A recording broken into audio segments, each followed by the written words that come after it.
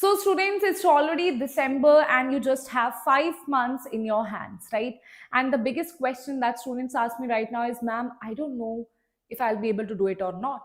And some students, they have done so much hard work in past 2 3 years, but in the last few months, they panic and they set wrong direction because they don't know how to utilize the last 5 months. So the proper utilization, the proper strategy I'm going to give you for last 5 months in this video. So let's talk about that. First is subject wise strategy, then test analysis and revision repetition. So firstly, let's talk about subject wise strategy. So every single subject you divided into 3 parts. First is done, half done and untouched. Done will be, you will do periodic question revision, like you will start practicing questions. Half done, you will go through theory or some concepts that you find difficult, right? Then question practice. And the one that are untouched, you will start it from zero, from teacher lectures. I would advise you go through one shots or go through let's say one chapter is divided into 2 parts, right? Go through that. In those kind of lectures, things are in detail, and also you can watch it on 2x speed as well. So that will really help you. You can find this on this channel as well, right? So now if I talk about NCERT biology, it's all about NCERT, and the information is divided into 3 parts. First is concepts, core concepts, where I would advise you go through teachers lectures for that. Then cramming parts, which you need to memorize. For that, make your own short notes, paste it on the walls, because these are volatile topics, right? Then highlights. This you can see by, it is actually pointed out by teachers, or you can also see it in the previous year questions. Actually, statement based questions are formed out of these highlights, right? Then what is the sequence? The sequence is, firstly go through teacher's lecture, right? Then see NCERT, right? Then what you do, read the NCERT page of the topic to be covered in today's lecture, right? Either way you can do it. Firstly, you can see the NCERT, right? Go through that. If the lectures, now some chapters are easy. This is, I'm talking about totally untouched, right? So if you want to watch a recorded lecture, right, or if you want to watch a live lecture, the chapter is quite easy, like moderate level, then go through NCERT first, read it out, see, and after that attend the lecture. And if you know that this concept is very difficult, you won't be able to understand just by reading NCERT, then go through teachers lectures, then NCERT. That is the sequence, right? Then add notes on the sides of NCERT, whatever is covered in the teachers lectures, that should also be pointed out in the NCERT. So NCERT is like fully red, blue marks you should have over there, right? Then highlight all important points according to the teacher, because teachers from their experience knows the best, right? So you should take advantage of that, right? Then physics. I know physics is your pain point, and that is why a good teacher is very important. And that is why I would advise you at this point, don't read NCERT of physics. Rather, attend lectures, one shots, go through those one shots, right? Revise your notes at least 4 or 5 times by Feb. Formulas and practice is very important here, right? Teachers notes are everything for you, teachers lectures are everything for you, right? And practice question is everything for you. For physics, don't go through NCERT, right? At this point, chemistry, see, inorganic chemistry is like bio. NCERT. For coordination and chemical bonding, also you have to attend the lectures as well, right? But NCERT means understanding the NCERT, understanding the tables, the graphs, everything. Then physical chemistry is like physics. In this case also, NCERT reading is not important for you. At this point, you don't need to get into that, but here it is must. In inorganic chemistry and bio, it is must. So here you can ignore NCERT, but if you're ignoring NCERT, you should definitely do some important numericals from NCERT, the questions from NCERT that you must do, in-text questions you must do, right? Then NCERT exemplar you must do, previous year question practice you must do here, right? And also guys, formula sheets, right, in physical chemistry will help you retain all the formulas that are there. For organic chemistry, master GOC and then only start with your class 12th organic chemistry. If GOC is not good, then you're going to end up do so many mistakes in the exam, right? Then practice mixed conversion in NCERT. There are so beautiful conversions that are written from this to this. What are the steps that are possible? So it is brainstorming. So I would advise you to do that, right? So reaction plus reagent notebooks will also be there for you. Naming reaction, distinguish test, reagent notebook, all of that, right? Now in chemistry, what you will do? Firstly, watch lecture, make detailed notes of the lecture, then class revision and question practice, then NCERT. If inorganic chemistry is there, NCERT is a must, right? NCERT highlight, NCERT solved example, add NCERT points to the detailed notes, right? So you have to combine that, especially in inorganic chemistry and bio, right? Now let's talk about question practice.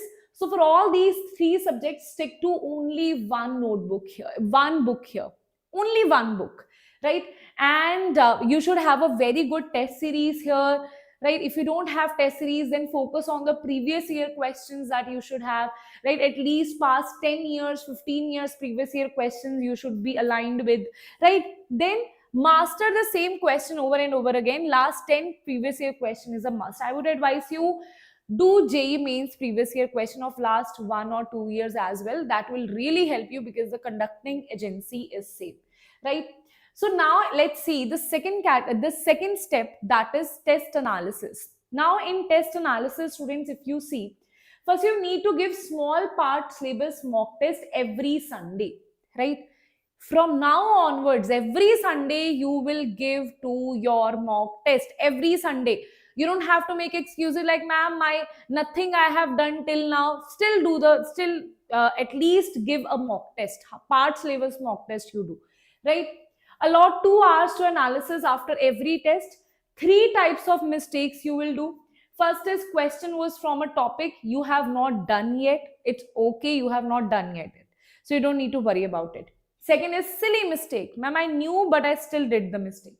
Then third is understanding gap. You don't understand the concept properly, right? And that is why you have completed that topic, but still could not attempt the question. Now, this is where you need to focus, right? This will be your first thing, right? And this also, these two things you really need to eradicate, right? Silly mistakes will be eradicated by practicing and understanding gap. When your concept is not clear, you'll again have to go through the concept and make it clear. So silly mistake is calculation mistake, or did not read the question properly, not why kind of questions, right? It was incorrect written by you, misunderstood it. So these kind of mistakes will be eradicated by practicing, and the full 100% you should be in present, right? That you have to train your mind. Second is understanding. So here let's see the pattern. Are you doing mistakes in the same kind of questions again and again? In the same topic you're doing mistakes again and again, and that is a high priority topic as well. Then you need to see that topic, you need to do that topic in, like, you need to give your soul to that topic, right? Okay, so you need to go back to your notes and revise, go back to the question practice and make that your strong topic. Last is revision and repetition. This is where most of the students lag. Test analysis they will do and this I'm talking about really good, like very hard-working students. First step, most, like you will say 70% of students syllabus they have done once, right? That's not a big deal. But second step, test analysis, where few students, maybe out of 70%, 50% students or 60% students are doing test. Then maybe only 40% of students are doing analysis of that test and understanding what is the mistake. And till here, revision and repetition, you will see only 10% of the students are doing revision and repetition. And revision, even if they are doing it in a wrong way. So let's understand that. March and April are crucial months. So here what we will do, repetition of syllabus or backlogs will complete in April. Strictly for mock test will do. Now let's see how to revise. Why I said that revision students are doing wrong. NCERT highlight, that is important. Side notes, that are important. You don't have to go through your full chapter again and again. That's not how revision is done, right? You should have a mistake notebook, and every time you're doing any mistake in any mock test, this mistake notebook is going to help you in the revision, right? You will see first revision is from NCERT highlights, side notes for biology and inorganic chemistry, physics notes plus formula sheet, in physical chemistry notes, theory, in class question plus formula sheet, and in organic chemistry reaction notebook and conversion. These things should be there. And in addition to this, mistake notebook, right?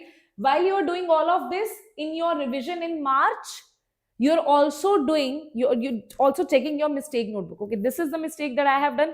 Now, do I still do that mistake? Okay, this particular topic was weak. Is it still weak? That will be in March, right? So the proper pattern is going to be in December. It has already 10 days already, I'll say, are gone, right? Now what we'll do, December to Feb, our full focus is syllabus completion. We need to complete our syllabus anyhow. That is the deadline that should be in your mind, that by Feb, my syllabus should be completed. You still have 3 months for that. 3 months, or if I take minus 10 days, it is still 80 days for syllabus completion that you have, right? So you can do that. So if you complete your syllabus by Feb, then March will be, once you complete your syllabus, the test analysis and the revision is what get you that dream medical seat.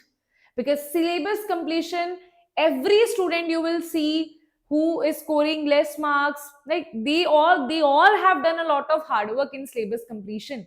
But the smart work is when you have completed the syllabus, have you analyzed yourself? Have you eradicated your mistakes? That is important for you. And this is the game changer. And this is what you want to focus, because March and April is going to entirely shift your game because of the last 2 points, test analysis and revision repetition that I told you, right? So guys, and one more thing for you, we are coming up with something really amazing, right? For your syllabus completion, for your mock test, everything that will be there, right? So wait for it, and I'm very, very super excited for that, right? So that thing is going to come soon. Tell me in the comment section, are you excited for that? And in our DNA batch, we have completed the syllabus, revisions are going on, and something big is coming for are those students who maybe because of some reason they have not joined the DNA batch previously.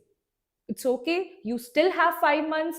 You still can change your game. Your full potential you need to use now, and that is in your hands, right? So that's it for today, students. Now I'll see you all in the next video. Do let me know in the comment section what is the problem that you're facing in chemistry, so that I can help you with that. Thank you. Bye bye.